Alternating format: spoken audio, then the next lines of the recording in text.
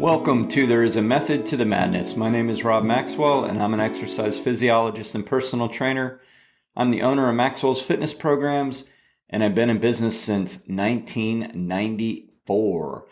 I want to thank our sponsors, Jonathan and Lyn Gildon of the Gildon Group at Realty Pros. They currently have over 275-star reviews on Zillow, and they are consummate professionals. If you are looking to buy a new home or sell the home you're in, give them a shout. I will put their information in the show notes. I also want to thank chiropractic physician Dr. Doris Antos of Ormond Beach. We refer to her. She is a great chiropractor. I'm a believer in chiropractic medicine, and she is the best. She's located on Granada. I will also put her information in the show notes. All right, so this morning is Monday, March 13th. Time is flying by. I'm going to be speaking today to the Daytona Beach Rotary Club. I'm going to be signing my books and talking about my book, You Can't Outrun a Poor Diet. So I decided it was a good moment to do the podcast on my 6 rules again. They can never be stated enough. All right. So let's talk about these rules. And as you see, or you're going to see, that most weight loss, weight maintenance, or weight gain is behavior oriented. We put so much as a society emphasis on the quality of the food or the diet itself. And rarely do people talk about the behaviors. But it really is our behavior around food which determines if we need to lose weight, gain weight, or how we maintain our weight. So we will see these as we go through the rules, all right? Rule number 1, eat 3 meals per day. Now, that rule was pretty standard practice for many, many, many decades in at least our country, the United States. And that kind of got off a little bit. I'm just speculating here, but based on my experience, based on what I've read, somewhere around the 1980s and then in the 1990s, it really started to grow quite a bit. Grow as in change and increase frequency of meal timing. All right. So you probably have heard they eat 5 small meals a day versus 3 larger meals a day, or eat 6 small meals per day versus 3 larger meals per day, or eat more frequently versus less frequently. I'm sure you heard that. That was conventional wisdom when I was in college as far as exercise professionals and fitness professionals and maybe health professionals in general starting to push that agenda a little bit more. And here is what it's based on. It is based on what is called the thermic effect of food, or TEF, thermic effect of feeding. And that comes out of research that's shown that we actually burn 5% of our daily calories by digesting meals. So the belief is if we eat more frequently, we are revving up the furnace even more. Now, that's true. That 5% is true. But again, as I open this podcast talking about it, most food, weight gain, weight loss, whatever you want to call it, is behavioral. So what do you think happens when you tell people who may be struggling with weight gain to eat 5 small meals per day? They don't eat 5 small meals per day. I probably don't eat 5 small meals per day. We end up eating 5 times per day, and we end up eating more than we need to, and thus we gain weight. So we have to have a caloric deficit or an energy deficit to lose weight. In short, we have to eat less than what we put out to lose weight. So if we are eating more frequently, I'd argue we are hurting our chances to eat less food. Okay? So yes, in a perfect world, that belief can work. In a perfect world, if you take, say, 1,500 calories, let's say you're on a 1,500 calorie a day diet, and you eat 300 calories 5 times per day versus 500 calories 3 times per day, you are probably doing yourself a slight advantage because you are revving up your furnace 2 more times versus 3. If you're doing that. Because let me tell you, 300 calories is not a lot of food. And that's kind of what we meant. I shouldn't say we, but that's kind of what the health professionals meant when they said eat small meals per day. Like 250, 200, 300 calories at the most. That's not a lot of food, right? That's not even really a half a sandwich, depending on the sandwich. So if we are going to utilize that strategy, we have to be very careful. Or we simply can go back to what worked for many, many decades before America started to show the obesity problems that we have today and is now worldwide. You go back to basics, right? And just say, you know what? 3 square meals per day. I'm going to delay gratification until lunch. Because as I talk about in my book, and as I've talked about before with my own experience, delaying gratification is one of the greatest tools we can ever use. We all want to eat something when we get bored, when we get agitated. I mean, it's just a food high. I mean, it happens. It's real. What we need to learn to do if we want to lose weight or maintain our weight more easily is delay gratification. And eating the 3 square meals a day really helps us do that. We can just simply say, you know what? Yes, I want this, but I'm going to wait. I'm going to wait until lunch. I'm going to wait until dinner. I'm going to wait until breakfast. If we do that, I'm telling you, life becomes far easier in regards to losing weight or maintaining our weight, because that's not always easy. All right, rule number 2, don't eat junk food. But Rob, you just said it's behavior. Right. But have you ever had just a couple Doritos? Have you ever had one Dorito and then said, that's enough? Have you ever had like one bite of a donut and put the rest back in the box? Have you done that? Have you pulled a George Costanza and like put the eclair in the garbage can after one bite? Or I think he actually pulled it out, but you get the point. No, I mean, I haven't. I mean, when we go all in, we usually go all in, right? So junk food is just simply easier to eat more of. I mean, there is truth to the fact that once we start eating sugar, we want more sugar. Sugar and cocaine they're not that separate as far as their molecular buildup, breakdown. You know what I mean? They're not that different. It's close, right? So sugar can be addicting, or I should say sugar is addicting. Junk food is typically sugar. Not all junk food is sugar. I mean, I call a lot of high fatty foods junk food as well. I call bacon junk food. I mean, that's junk food. I call anything that's calorically dense without a lot of nutrients junk food. I'm sorry, people. There's not any real nutrients in bacon, okay? It's basically pure saturated fat. There's not any real nutrients in pure table sugar, in a pastry, in candy, in soda. That's junk food. We're simply going to eat too much of it if we start eating it. That's why I make it a rule. Now, I know this part's a little gray because what do you call junk food? I know what I call junk food. I call junk food high sugar foods, high fat foods, foods that you can eat with your hands, foods that you can just eat too much of, white flour foods, pure candy, pure chips, pure crackers. That's junk food. Soda, junk food, right? If we don't eat what we know to be pure junk food, and I'll just leave it at that. What do you think is junk food? Like, let's keep it to these rules. What do you call junk food? You and I might call junk food something different, because I get it. Some people are a little different in what they think is healthy foods. So keep it at that. You know in your mind what the bad foods are. You know, and I'm talking to you out there. You know in your mind what is pure junk food.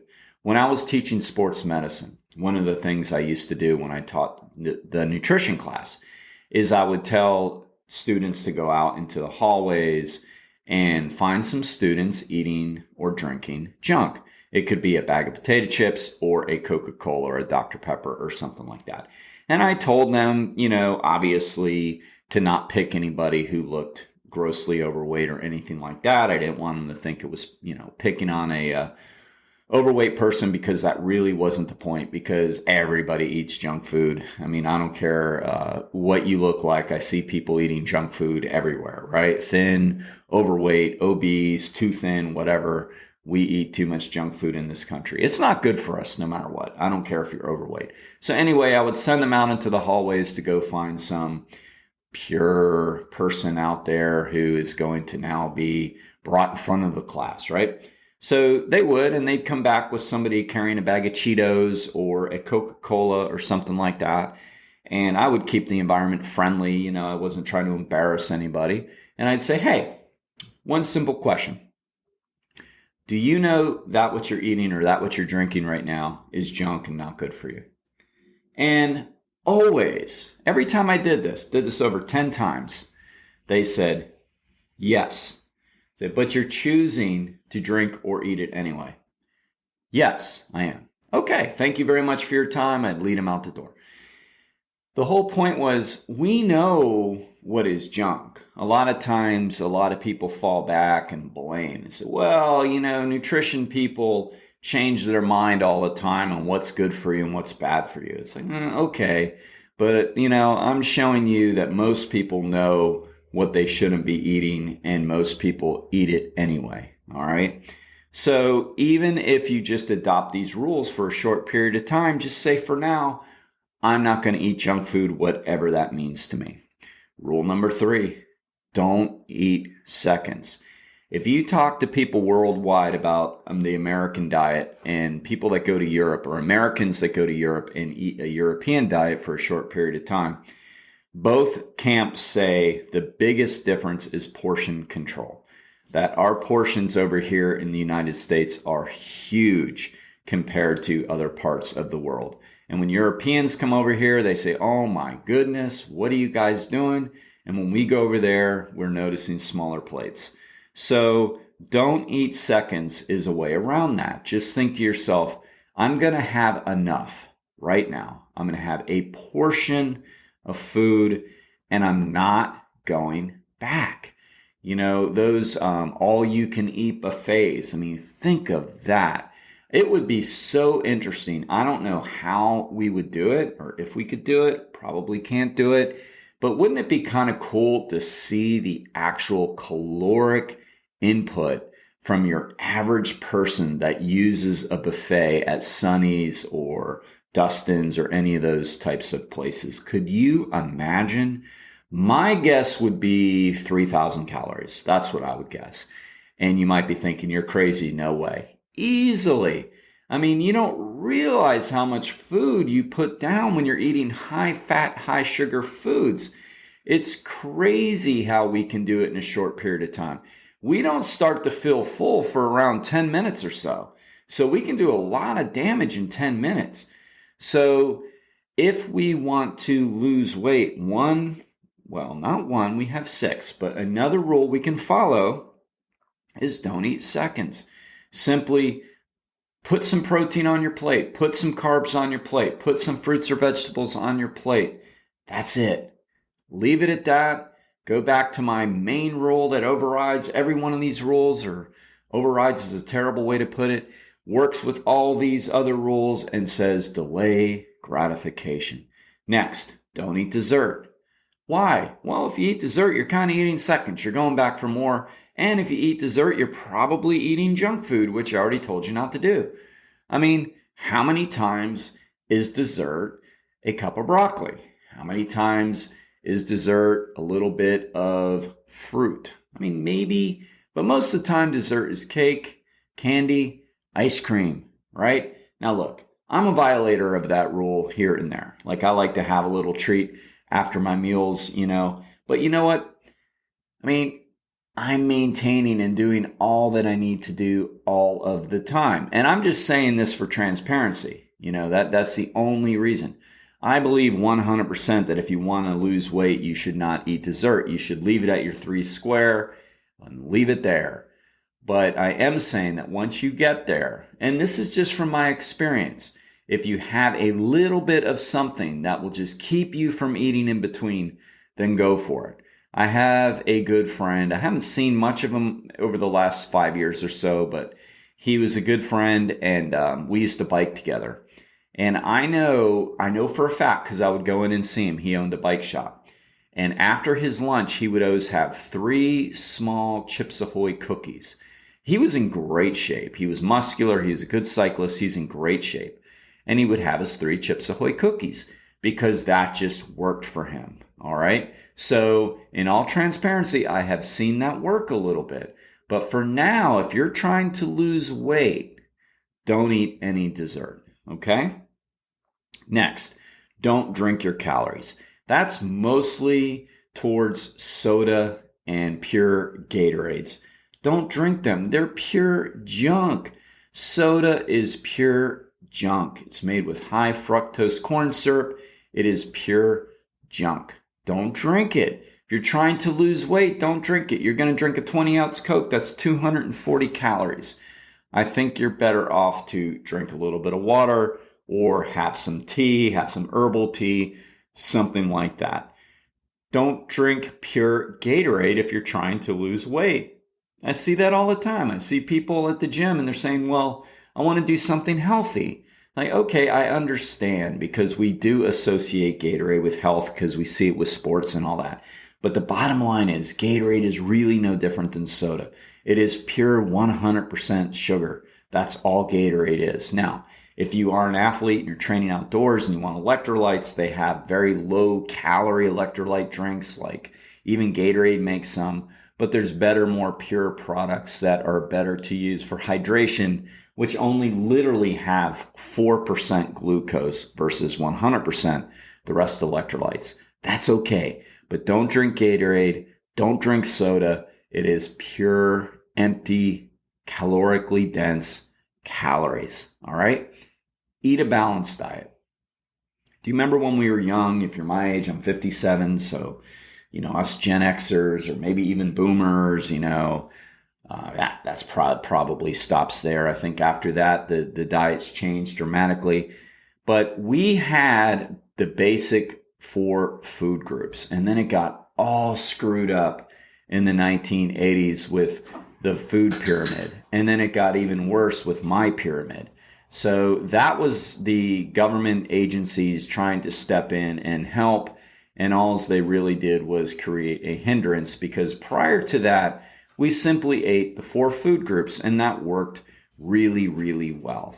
It was as simple as have a protein, have a grain, have a fruit, have a vegetable. And that was it. And this eat a balanced diet can work for plant-based, which I guess you could say is either vegetarian and vegan, or say carnivores. I'm not really going to make a point on that, which is better because that's not the point of my weight loss program. Again, this is about losing weight. Both can work. So when I say eat a balanced diet, that means every meal, and remember we talked about this, 3 square meals a day, every meal have a little bit of protein. So if you're plant-based, that could be something like tofu, that could be some quinoa, that could be some nuts, that could be some chickpeas, that could be some almond milk, something like that. If you are a carnivore and you do eat more meat, that can be some lean chicken, some lean fish, some low-fat yogurt. I'm not saying the high-fatty foods. Sorry, you beef eaters. I'm not going to be on board with that. That is violating my rule of eating junk food. Saturated fat has no place in your diet. It has no place. Research shows it over, and over. And then the second one would be have a grain. So have some rice, have potato, have some oats, have some quinoa. Again, have some whole wheat pasta, have some whole wheat bread. That's a grain.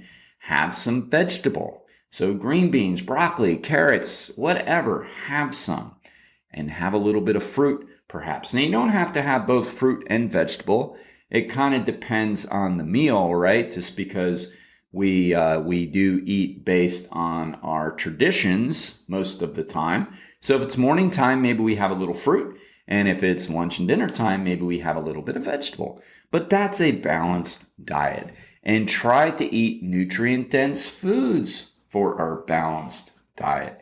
That means, again, high nutrients, such as complex carbohydrates and lean protein, and vitamins and minerals. And we don't eat a lot of calorically dense foods, such as high sugar and high fat, especially high saturated fat. Okay? So those are the rules.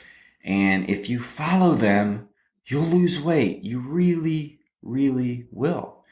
And I know this. I've seen it over and over. And I know so well because I did it.